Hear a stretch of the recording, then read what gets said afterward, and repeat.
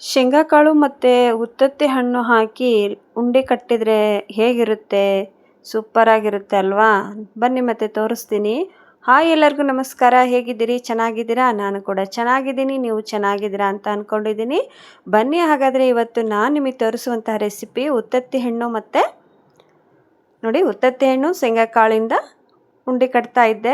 ಎಷ್ಟು ಸೂಪರಾಗಿ ಬರುತ್ತೆ ಅಂತ ನಿಮ್ಗೆ ತೋರಿಸ್ತೀನಿ ಬನ್ನಿ. ಬೆಲ್ಲ ನೋಡಿ 3 ಬಟ್ಲದಾಗ ನಾನು ಸಮ ಪ್ರಮಾಣದಲ್ಲಿ ತೊಗೊಂಡಿದ್ದೀನಿ.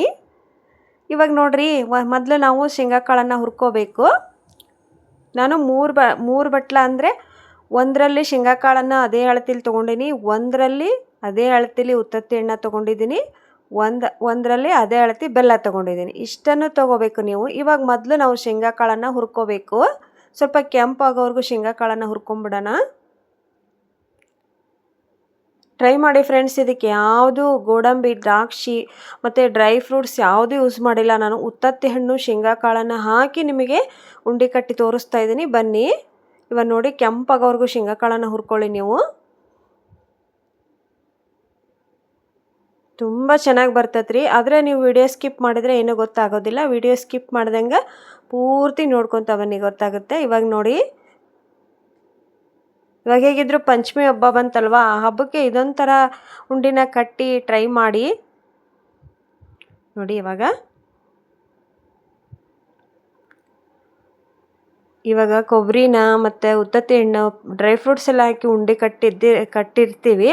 ಆದರೆ ಇದೊಂದು ಟ್ರೈ ಮಾಡಿ ನೀವು. ಶೇಂಗಾಕಾಳನ್ನು ಹುರ್ಕೊಂಡು ಬೇಳೆ ಮಾಡಿಕೊಂಡು ಇದ್ರ ಜೊತೆಗೆ ಉತ್ತತ್ತಿ ಹಣ್ಣು ಸ್ವಲ್ಪ ಮಿಕ್ಸಿ ಮಾಡಿಕೊಂಡು ಉಂಡೆ ಕಟ್ಟಿದ್ರಿ ಅಂದರೆ ಮಕ್ಕಳು ಇಷ್ಟಪಟ್ಟು ತಿಂತಾರೆ. ನೋಡಿರಿ ಈ ಥರ ನಾನು ಶೇಂಗಾಕಾಳನ್ನು ಹುರ್ಕೊಂಡಿದ್ದೀನಿ. ಇವಾಗ ಇವನ್ನ ಬೇಳೆನ ಮಾಡ್ಕೊಂಬರ್ತೀನಿ. ಮೇಲ್ಗಡೆ ಸಿಪ್ಪಿನ ತೆಗೆದುಬಿಟ್ಟು ಒಂದು ಮರ ಇರುತ್ತಲ್ಲ, ಮರದಲ್ಲೇ ನಾನು ಕ್ಲೀನ್ ಮಾಡ್ತೀವಿ. ನಾವು ಹಳ್ಳಿ ಸೈಡು ಮರದಲ್ಲಿ ಕೇರೋದು ಅಂತ ಹೇಳ್ತೀವಿ ನಾವು. ಇವನ್ನ ಬೇಳೆನ ಮಾಡ್ಕೊಂಡು ನಾನು ಕೇರ್ಕೊಂಡು ಬರ್ತೀನಿ ನೋಡಿ ಮರದಲ್ಲಿ. ಮರ ಅಂದರೆ ಸಾಮಾನ್ಯವಾಗಿ ಎಲ್ಲರ ಮನೇಲಿ ಇದ್ದೇ ಇರುತ್ತೆ. ಮತ್ತು ಇವಾಗ ನಾನು ಅಲ್ಲಿ ಬೆಲ್ಲ ತೊಗೊಂಡಿದ್ನಲ್ಲ, ಅದನ್ನೇ ಸ್ವಲ್ಪ ನೀರನ್ನು ಹಾಕಿಬಿಟ್ಟು ಕಾಯಕ್ಕೆ ಇಟ್ಬಿಡೋಣ. ಪಾನಕ ಆಗಬೇಕಿದು, ಒಂದೆಳೆ ಪಾನಕ ಬರಬೇಕು. ಈ ಥರ ಒಡೆದಿಟ್ಕೊಳ್ಳಿ ಬೆಲ್ಲನ.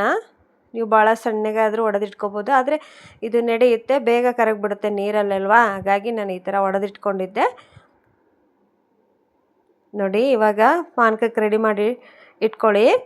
ಆ ಕಡೆ ಪಾನಕ ಆಗೋಷ್ಟೊತ್ತಿಗೆ ನಾವು ಶೇಂಗಾಕಾಳನ್ನು ಬೇಳೆ ಮಾಡಿ ಇಟ್ಕೊಂಬಂದಿದ್ದಲ್ಲ ನೋಡಿರಿ, ಅದನ್ನು ಮಿಕ್ಸಿ ಮಾಡ್ಕೊತೀನಿ. 3 ಬಟ್ಲೆಲ್ಲ ಸಮ ಪ್ರಮಾಣದಲ್ಲಿ ತೊಗೊಂಡಿದ್ದೀನಿ ನೋಡಿ. ಈ ಥರ ಮಿಕ್ಸಿ ಮಾಡ್ಕೊಳ್ಳಿ. ಅದರಲ್ಲಿ ಬೇಳೆಗಳು ಸ್ವಲ್ಪ ಕಾಣ್ತಾ ಇರಬೇಕು. ಫುಲ್ಲು ಪುಡಿ ಮಾಡೋಕ್ಕೆ ಹೋಗ್ಬಿಡಿ. ಈ ಥರ ಪುಡಿ. ಮತ್ತು ಇವಾಗ ಇದನ್ನು ಸಹಿತ ನಾನು ಮಿಕ್ಸಿ ಮಾಡ್ಕೊಂಬಂದು ಎರಡನ್ನೂ ಮಿಕ್ಸ್ ಮಾಡ್ತೀನಿ ನೋಡಿ. ಎರಡನ್ನೂ ಮಿಕ್ಸ್ ಮಾಡಿದ್ದೀನಿ. ಇದು ಉತ್ತತ್ತಿ ಎಣ್ಣೆ ಸ್ವಲ್ಪ ಕಾಣಲಿ ಅಂತ ಉತ್ತತ್ತಿ ಎಣ್ಣೆ ಅದರಲ್ಲಿ ಬಿಟ್ಟಿದ್ದೀನಿ ನೋಡಿ. ಈ ಥರ ಬೇರೆ ಏನೂ ಹಾಕಿಲ್ಲ ಫ್ರೆಂಡ್ಸ್. ನಾನು ಶೇಂಗಾಕಾಳು ಮತ್ತು ಉತ್ತತ್ತಿ ಎಣ್ಣೆಯಿಂದ ಕಟ್ಟಿ ತೋರಿಸ್ತಾ ಇದ್ದೀನಿ. ಬನ್ನಿ ಇವಾಗ ಪಾನಕನೂ ರೆಡಿ ಆಗ್ತಾಯಿದೆ. ಇನ್ನೂ ಸ್ವಲ್ಪ ಇದು ಬೆಲ್ಲ ಕರಗಬೇಕು. ಬೆಲ್ಲನ ಇನ್ನೊಂದು ಸ್ವಲ್ಪ ಕರಗ್ಕೋಬೇಕು. ಇನ್ನೂ ಸ್ವಲ್ಪ ಸಣ್ಣಗೆ ಹೊಡಿಬೋದಿತ್ತು ನಾನು, ಆದರೆ ಫ್ರೆಂಡ್ಸ್ ಟೈಮ್ ಇರಲಿಲ್ಲ ನನಗೆ ನೋಡಿ. ಇವಾಗ ನಡೆಯುತ್ತೆ ಫ್ರೆಂಡ್ಸ್, ಅದೇನು ನೀರಲ್ಲಿ ಹಾಕಿರ್ತೇವಲ್ವ, ಹಾಗಾಗಿ ಇವಾಗ ನೋಡಿ ಇದನ್ನು ರೆಡಿ ಮಾಡಿ ಇಟ್ಕೊಳ್ಳಿ. ಬೆಲ್ಲನ ಪಾನಕ ಬಂದ ಕೂಡಲೇ ನೀವು ಹಾಕಿಬಿಡ್ಬೇಕು. ಬೆಲ್ಲ ಏರಾತಪ್ಪ ಅಂದರೆ ಉಂಡೆ ಚೆನ್ನಾಗಿ ಬರೋದಿಲ್ಲ. ಅದು ಒಂದು ಹೇಳ್ತೀನಿ ನಿಮಗೆ. ಮೇನ್ ಇರೋದೇ ನಿಮಗೆ ಬೆಲ್ಲ ಪಾನಕ. ತೋರಿಸ್ತೀನಿ ನಾನು ನಿಮಗೆ ಯಾವ ಥರ ಬರಬೇಕು ಅಂತಲೂ ತೋರಿಸ್ತೀನಿ ನೋಡಿ. ಇಲ್ಲಿ ನೋಡಿ ನಾನು ಒಂದು ಕೈಯಿಂದ ತೊಗೊತೀನಿ ಇವಾಗ ಪಾನಕನ. ನೋಡಿರಿ ಈ ಥರ ಬರಬೇಕು ಎಳೆ. ತೋರಿಸ್ತೀನಿ ನೋಡಿ ಇವಾಗ. ಹೌದಾ? ಈ ಥರ ಎಳೆ ಬಂತು ಅಂದರೆ ರೆಡಿ ಆಯಿತು ಅಂತ ಅರ್ಥ. ಸರಿ, ಇವಾಗ ಗ್ಯಾಸನ್ನು ಆಫ್ ಮಾಡಿ ಅಲ್ಲಿ ಇಟ್ಕೊಂಡಂತಹದ್ದು ನೀವು ಮೊದಲಿಗೆ ಒಂದು ಸ್ವಲ್ಪ ಹೊತ್ತು ಮಿಕ್ಸ್ ಮಾಡಿಕೊಂಡು ಮತ್ತೆ ಗ್ಯಾಸ್ ಆನ್ ಮಾಡ್ಕೊಳ್ಳಿ. ಯಾಕಂದರೆ ಬೆಲ್ಲ ಏರಾಯ್ತು ಅಂದರೆ ಉಂಡೆಗಳು ಸರಿಯಾಗಿ ಬರೋದಿಲ್ಲ ನೋಡಿ. ಇವಾಗ ನಾನು ಗ್ಯಾಸನ್ನು ಆಫ್ ಮಾಡಿದ್ದೀನಿ, ಯಾಕಂದರೆ ಇದನ್ನೆಲ್ಲ ಮಿಕ್ಸ್ ಮಾಡ್ಕೋಬೇಕಲ್ಲ, ಹಾಗಾಗಿ. ನೋಡಿ ನೀವು ಶೇಂಗಾಕಾಳು ಮತ್ತು ಉತ್ತತ್ತಿ ಹಣ್ಣು ಯಾವ ಬಟ್ಲದಲ್ಲೇ ತೊಗೊಂಡಿರ್ತೀರೋ ಅದೇ ಬಟ್ಲ ಸೈಜೆ ಬೆಲ್ಲ ತೊಗೊಳ್ಳಿ. ಇದಕ್ಕೆ ನೀವು ಬೇಕಾದರೆ ಶುಂಠಿ ಪುಡಿ ಹಾಕ್ಬೋದು. ನಾನಿಲ್ಲಿ ಏನು ಹಾಕಿಲ್ಲ, ಇದಿಷ್ಟರಲ್ಲೇ ಮಾಡಿದ್ದೀನಿ. ತುಂಬ ಚೆನ್ನಾಗಿ ಬಂದಿದೆ ನೋಡಿ. ಇವಾಗ ನಾನು ಗ್ಯಾಸನ್ನು ಆನ್ ಮಾಡಿಕೊಂಡೆ. ಗ್ಯಾಸ್ ಆನ್ ಮಾಡಿಕೊಂಡು ಸ್ವಲ್ಪ ಹೊತ್ತು ಒಂದು 10 ನಿಮಿಷ ನೀವೆಲ್ಲ ಇದೇ ಥರ ಮಿಕ್ಸ್ ಮಾಡ್ಕೊತಾ ಇರಿ. ಫಸ್ಟಿಗೆ ಉಂಡೆ ಕಟ್ಟಕ್ಕೆ ಮೆತ್ತಗೆ ಅನಿಸ್ತತೆ ಫ್ರೆಂಡ್ಸ್ ಇದು. ಆಮೇಲೆ ಬಿಕ್ಕಂದು ಬಂದರೆ ಉಂಡೆ ಸೂಪರಾಗಿ ಬರುತ್ತೆ. ಸ್ವಲ್ಪ ತುಪ್ಪನ ಹಾಕಿದ್ದೀನಿ ನೋಡಿ. ಲಾಸ್ಟಿಗೆ ಸ್ವಲ್ಪ ತುಪ್ಪ ಹಾಕ್ತೀನಿ.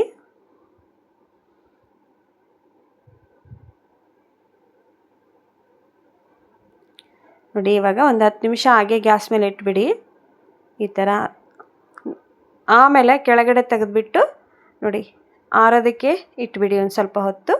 ಆಮೇಲೆ ಆರಿದಾದ್ಮೇಲೆ ಕೈಗೆ ಎಣ್ಣೆನ ಹಚ್ಕೊಂಡು ನೀವು ಉಂಡಿನ ಕಟ್ಟಿದರೆ ಆಗೋಯ್ತು. ಎಷ್ಟು ಸಿಂಪಲ್ ನೋಡ್ತೀರಾ. ನೋಡಿ ಕೈಗೆ ಎಣ್ಣೆ ಹಚ್ಕೊಳ್ಳಿಲ್ಲ ಅಂದರೆ ಆ ಥರ ಕೈಗೆ ಅಂಟುಬಿಡುತ್ತೆ. ಅದಕ್ಕೆ ಸ್ವಲ್ಪ ಎಣ್ಣೆನ ಹಚ್ಕೊಳ್ಳಿ.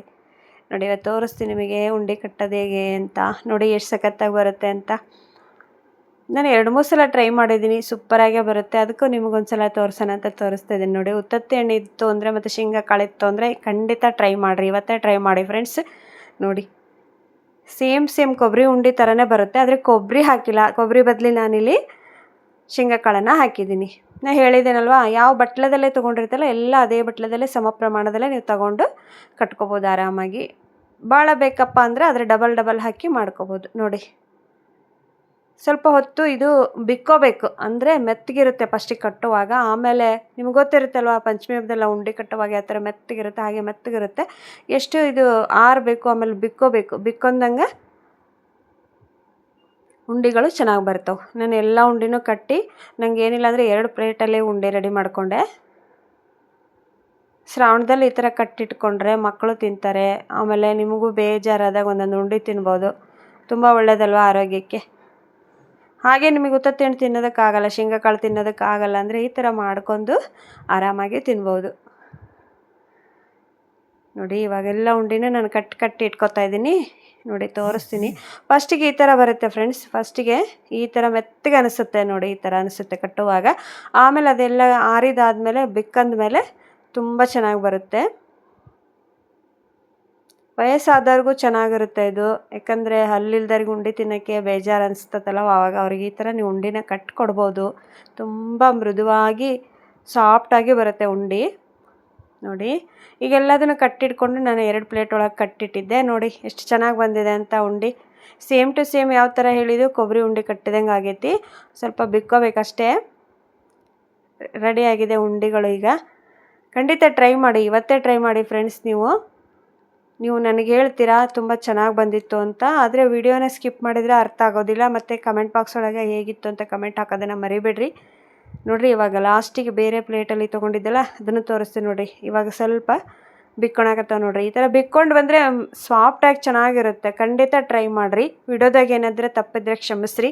ಆ ಬನಶಂಕರಮ್ಮ ಎಲ್ಲರಿಗೂ ಒಳ್ಳೇದು ಮಾಡಲಿ. ಮತ್ತೆ ಸಿಗ್ತೀನಿ. ಎಲ್ಲರಿಗೂ ಧನ್ಯವಾದಗಳು.